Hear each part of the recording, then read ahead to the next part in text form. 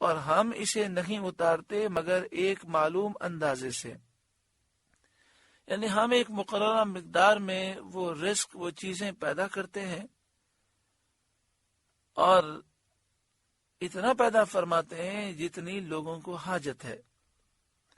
مثلا بارش اگر 10 سال کی ایک ساتھ آ جائے ایک ہی دن میں تو سب لوگ ہلاک ہو جائے، تو وقتاً فوقتاً بارش آتی ہے اتنی جتنی ہمیں ضرورت ہے۔ اور یہ ایک حقیقت ہے کہ بارش سے جو نقصانات آج ہو رہے ہیں اس کی وجہ یہ ہے کہ ہم نے فطرت کے نظام کو بدل دیا، جنگلات کاٹ دیے گئے اور ان کی جگہ بڑی بڑی عمارتیں بنائی گئی، بارش کے پانی کے نکلنے کا راستہ نہیں بنایا گیا۔ تو ہم نے جب فطرت کے نظام کو بدلا ہے تو اس وجہ سے نقصانات ہیں۔ آج حال یہ ہے کہ جب بارشیں ہوتی ہیں تو لوگ ڈوب جاتے ہیں اور پھر سارا سال پانی کی قلت سے پریشان ہوتے ہیں۔ تو اللہ تعالی نے ایسی بارشیں نازل فرمائی کہ اگر صحیح نظام ہو تو یہ پانی ہمارے لیے پورے سال کے لیے کافی ہو۔ وَأَرْسَلْنَا الرِّيَاحَ لَوَاقِحَ، اور ہم نے ہوائیں بھیجی بادلوں کو بارور کرنے والیاں، یعنی ہوائیں ایسی ہوتی ہیں جو آبادیوں کو پانی سے بھرتی اور سیراب کرتی ہیں۔ آپ سوچے تو صحیح کہ پانی کتنا برستا ہے، ٹنوں یعنی سینکڑوں ٹرکوں میں اور ٹینکروں میں جتنا پانی آتا ہے اس سے زیادہ 1 گھنٹے میں بارش میں برس جاتا ہے۔ تو اللہ نے ان بادلوں میں کتنا پانی جمع فرمایا۔ فَأَنزَلْنَا مِنَ السَّمَاءِ مَاءً، تو ہم نے آسمان سے پانی اتارا۔ فَأَسْقَيْنَاكُمُوهُ، پھر وہ تمہیں پینے کو دیا۔ وَمَا أَنْتُمْ لَهُ بِخَازِنِينَ، اور تم کچھ اس کے خزانچی نہیں، یعنی پانی تمہارے اختیار میں نہیں، حالانکہ تمہیں سب سے زیادہ ضرورت پانی کی ہے۔ انسان کو سب سے زیادہ ضرورت آکسیجن کی ہے۔ آکسیجن کے بعد، سانس لینے کے بعد جو انسانی دوسری سب سے بڑی ضرورت ہے وہ پانی ہے، لیکن نہ ہمارے پاس آکسیجن کے ذخیرے ہیں اور نہ ہی پانی کے ذخیرے ہیں۔ اللہ تعالیٰ نے اس فضا میں آکسیجن پیدا کی، اگر پوری دنیا سے آکسیجن غائب ہو جائے تو ایک لمحے میں، چند سیکنڈوں میں پوری مخلوق ہلاک ہو جائے۔ 2 سال 3 سال اگر پانی نہ برسے، بارش نہ برسے تو بڑے سے بڑے ملک ویران ہو جائیں۔ اس میں اللہ تعالیٰ کی قدرت ہے، اور بندے عاجز ہیں، بے بس ہیں، اس کی عظیم دلیل موجود ہے۔ وَمَا أَنْتُمْ لَهُ بِخَازِنِينَ، اور تم کچھ اس کے خزانچی نہیں، پانی تمہارے اختیار میں نہیں۔ وَإِنَّا لَنَحْنُ نُحْيِي وَنُمِيتُ وَنَحْنُ الْوَارِثُونَ، اور بے شک ہم ہی زندہ کرتے ہیں اور ہم ہی مارتے ہیں اور ہم ہی وارث ہیں، یعنی تمام مخلوق فنا ہونے والی ہے، ہم ہی باقی رہنے والے ہیں۔ جو یہ دعویٰ کرتا ہے کہ میں مالک ہوں، اس کی ملکیت ضائع ہو جائے گی، اور سب مالکوں کا مالک اللہ باقی رہے گا۔ وَلَقَدْ عَلِمْنَا الْمُسْتَقْدِمِينَ مِنْكُمْ، اور بے شک ہمیں معلوم ہے جو تم میں آگے بڑھے۔ وَلَقَدْ عَلِمْنَا الْمُسْتَأْخِرِينَ، اور بے شک ہمیں معلوم ہے جو تم میں پیچھے رہے، یعنی جو پچھلی امتیں ہیں انہیں بھی ہم جانتے ہیں، اور جو سب سے آخری امت ہے، امت محمدیہ صلی اللہ علیہ وآلہ وسلم، انہیں بھی ہم جانتے ہیں۔ اسی طرح جو نیکی میں، اطاعت و فرمانبرداری میں سبقت لے جانے والے ہیں، آگے بڑھنے والے ہیں، انہیں بھی ہم جانتے ہیں، اور جو سستی سے پیچھے رہ جانے والے ہیں انہیں بھی ہم جانتے ہیں۔ جو فضیلت حاصل کرنے کے لیے آگے بڑھنے والے ہیں انہیں بھی ہم جانتے ہیں، اور جو عذر سے پیچھے رہ جانے والے ہیں ہم انہیں بھی جانتے ہیں۔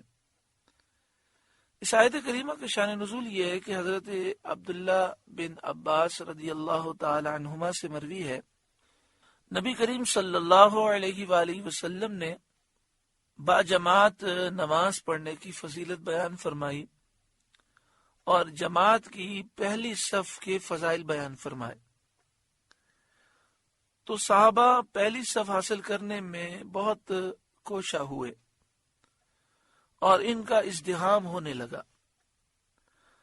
اب جن کے مکانات قریب تھے وہ جلدی آ جاتے اور پہلی صف پا لیتے، اور جن کے مکانات دور تھے وہ پہلی صف پانے سے محروم ہو گئے۔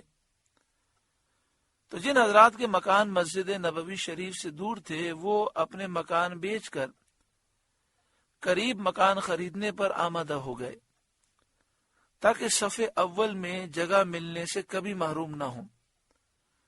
اس پر یہ آیت کریمہ نازل ہوئی اور انہیں تسلی دی گئی کہ ثواب نیتوں پر ہے۔ اللہ تعالیٰ آگے بڑھنے والوں کو بھی جانتا ہے کہ پہلی صف میں کون پہنچنے والا ہے، اور اللہ انہیں بھی جانتا ہے کہ جو پہلی صف میں پہنچنا چاہتے ہیں لیکن مکان دور ہونے کی وجہ سے وہ جب آتے ہیں تو پہلی صف بھر چکی ہوتی ہے۔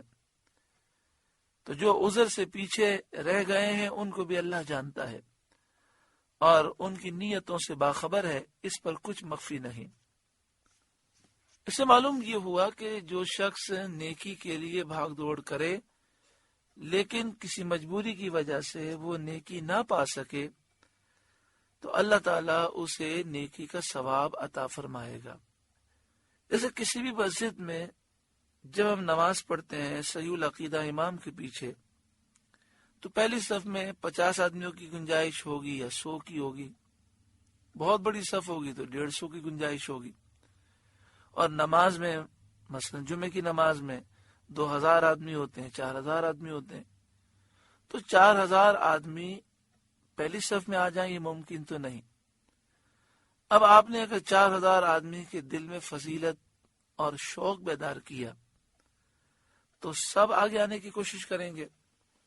100 آدمی 150 آدمی جتنی پہلی صف میں جگہ ہوگی وہ تو پا لیں گے، باقی محروم رہ جائیں گے۔ لیکن اس شوق کا اللہ تعالیٰ فائدہ دے گا۔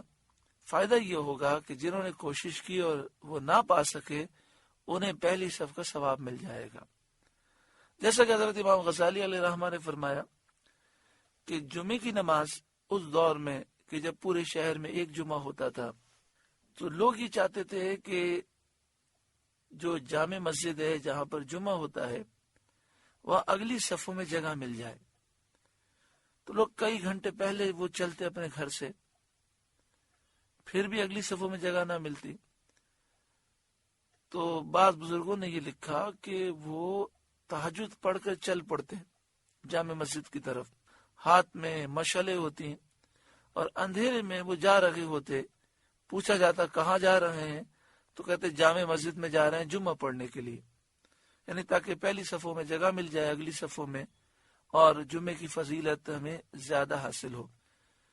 تو اب ایسے دور کے اندر جب ایسے جذبات ہوں اور سب لوگ چاہیں کہ ہم پہلی صف میں جگہ پا لیں اور سب پہنچ جائیں، تو سب تو نہیں پا سکتے مگر نیت کا ثواب سب کو مل جائے گا۔